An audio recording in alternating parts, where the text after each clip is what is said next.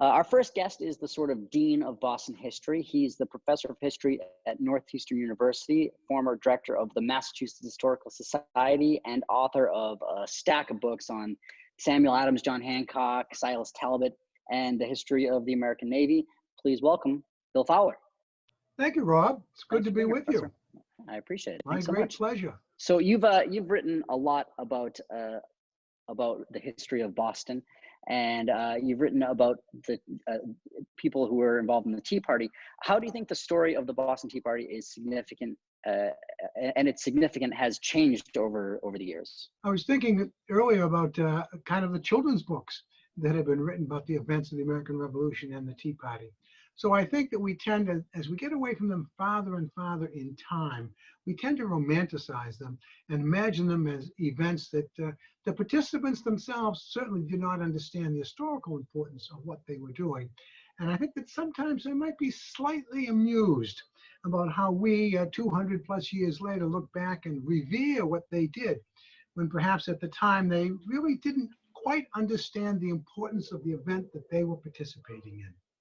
Yeah, and I'm sure that probably just within the participants there was a wide variety of feelings on the impact of it. Oh, I'm sure there were, Rob. I often think of events such as the Tea Party in history. The passenger list on the Mayflower, for example, all of it gets larger and larger and larger.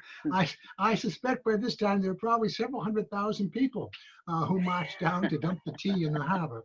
So we have that tendency to exaggerate. We want to see history as we would like it to have been, rather perhaps than it actually was. And also, I feel like there were probably a lot of people who were involved in the Tea Party that were there because they disagreed with the taxes or the monopoly, but I think probably there were some people that just thought it would be fun to throw some stuff in the harbor. Hey, Rob, we do call it a party, don't we? Yeah, it's true. I think you're right about that to some degree in any case. I was thinking about the Tea Party. It strikes me almost like a football game, and that is we begin the event with a rally. We gather everybody together. In the Old South, we have speeches, and I'm sure they're chanting, how will tea mix with salt water, et cetera, et cetera. Then we go down to the waterfront. There are hundreds and hundreds of spectators just standing around watching to see what happens. The team goes on board the Tea Party vessels, throws the stuff in the harbor. And by the way, and I certainly don't mean to make light of this, but we should remember that nobody was hurt. There was no one injured in the Tea Party. Perhaps that's one of the reasons why we can remember it so fondly. It's not like the terrible battles of the Revolution, certainly not like the Boston Massacre. It is, in fact, a party. So I often think of it, it's kind of street theater in a way. Much of what we sometimes see today, people go out in the street to demonstrate for particular causes, and it does become something of a party, something of jubilation.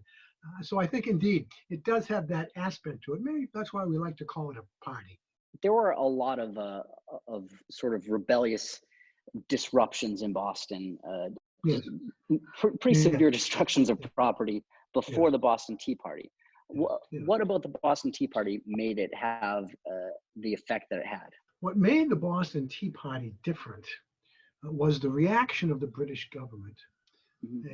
I think what one can describe as a colossal overreaction of the British government. Violence in Boston, street violence in Boston, was not rare. I mean, it was an 18th century community, and in all urban areas here and in Europe and England, street violence, demonstrations, that sort of thing happened. I mean, it simply happened. Now, the Boston Tea Party, in many ways, was amongst the most respectable. Again, as I mentioned earlier, no one was hurt. The tea was carefully dumped in the harbor. And then I think most people in Boston who had participated, I'm not sure quite what they expected the British government to do, but they certainly did not expect them to react in such a harsh manner. It was a classic example of not understanding the environment and the situation. We can see that, by the way, even in our own time, when governments, sometimes state, local, federal government, overreact to demonstrations in the street, and what results, of course, are violent clashes. In this particular case, it wasn't violence that resulted. It was when the British government, the Parliament, and the ministry passed a series of measures, the coercive acts, as they were sometimes called, the intolerable acts, Yes. which were so harsh and aimed directly at Boston, so that Boston became the great martyr. The cry was the frontier, the border of liberty is on the Charles River. That if we allow the British to continue to treat Boston in such a harsh manner, we will be next. Our liberties will be invaded. Our government will be arbitrarily changed. And so that's really what made the Tea Party special. The Tea Party itself was, I would judge, a relatively minor event. Again, a relatively minor event. It was the British government who exaggerated, blew it all out of proportions, and then instigated in a cascade.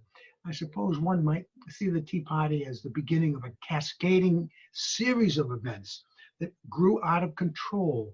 And I think that's important to remember, that what happens after the Tea Party, things do really get out of control, both of the Americans, the colonials, and of the British government. And we just sort of tumble. We tumble towards war, tumble towards revolution. And the Tea Party is the catalyst that started that movement towards war. If there was one thing you could change about how Americans view their own history, what would it be? Slavery. Mm-hmm. Slavery. It's so frustrating to me to see my fellow citizens misunderstand or refuse to understand the impact of slavery on our nation. To think that somehow slavery ended. So many of our fellow citizens believe in the Civil War. Slavery did, but the impact of it has not. Hundreds of years of slavery, and then 100 years, more than 100 years of discrimination. I want them to understand the impact of slavery on our society and how we today, 2020, benefit from the lives of slaves that labored for so long in our country. So to understand slavery is something that I think is not well understood and needs to be. I have one final question that I want to ask you to wrap this up, which is, what are you working on now? Oh, what am I working on now? Well, back to George Washington. Oh, Yeah, he's kind of an evergreen, you know. He's interesting from all aspects. And as I've written before about George Washington, and read a good deal about him, of course, there's a part of his life that seems to be, if not ignored, historians generally just brush right over it. And that's the period of time from when he surrenders his commission as Commander-in-Chief of the American Army in 1783, and the time in April of 1789 when he takes the oath of office as President of the United States. So here we have about 6 years. And I'm just very curious. So what was George doing in those 6 years? And I found it to be fascinating. Wow, that sounds very, very interesting. I'm excited to read it. It's always a delight to get to watch you speak. So it's been a real honor to speak with you. Oh, well, thank you for inviting me. I appreciate it. And I hope all of your viewers and listeners do embrace history. Be curious, ask questions, read books, go to reenactments, talk to people. It is a delight. It's been my pleasure for my entire career, and continues to be, by the way. So encourage people to do that. It's a great joy. Absolutely. Thanks so much, Professor Bill Fowler. My pleasure. Thank you.